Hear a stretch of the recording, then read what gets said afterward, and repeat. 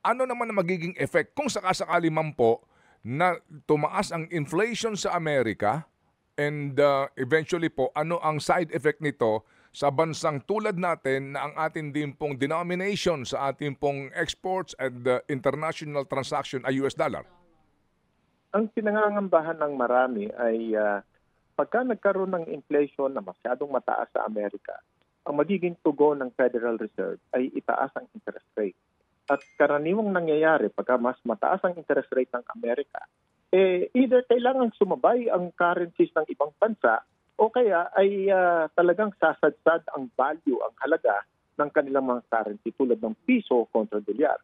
Nangyari na yan ng mga nakaraang taon. Nagtaas ng interest rate ang Amerika, sumasabay ng kaunti ang Pilipinas pero sumasadsad pa rin ang value ng piso.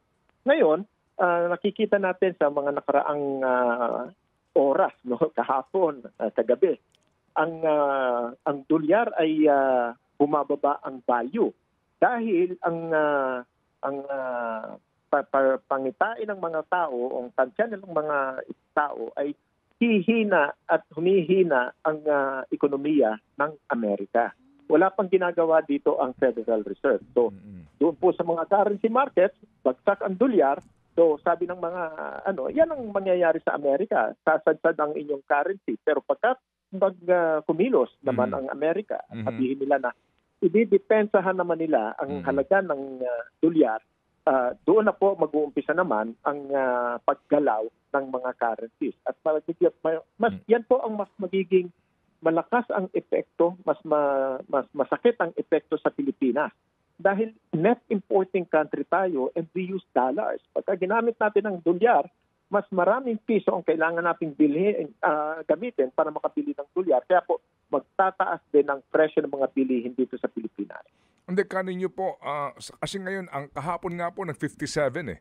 I mean, from 57 something, po, nagdaang araw, kahapon po nag-57 ng peso-dollar exchange rate eh. Pag bumaba po ang dolyar, bagamat maapektuhan yung ating export earnings, pero sa import naman po natin, pati sa ibang mga bansa, dahil nga dollar ang ating currency, di ba mas maganda yun para sa atin? Hindi po? Kung mababa ang dolyar kontra piso. Pero ang tingin namin, ako personally, ang tingin ko, pansamantala lang yan dahil si Trump, ang tingin niya, overvalued ang dollar. So pababayaan niya siguro na bumaba ng kaunti. Pero ang mga negosyanteng Amerikano ay hindi nila papayagan na ganun kahina ang dolyar. Lalo na ngayon na ang tingin ng ibang mundo, ng ibang bansa sa Amerika ngayon, ang tariff program ni Trump ay magpapahina sa kanilang ekonomiya. So, dadating din po ang panahon na kailangan kumilos ang Federal Reserve na i-calibrate ang value, ang halaga ng piso, ng dolyar kontra sa mga iba't ibang currency.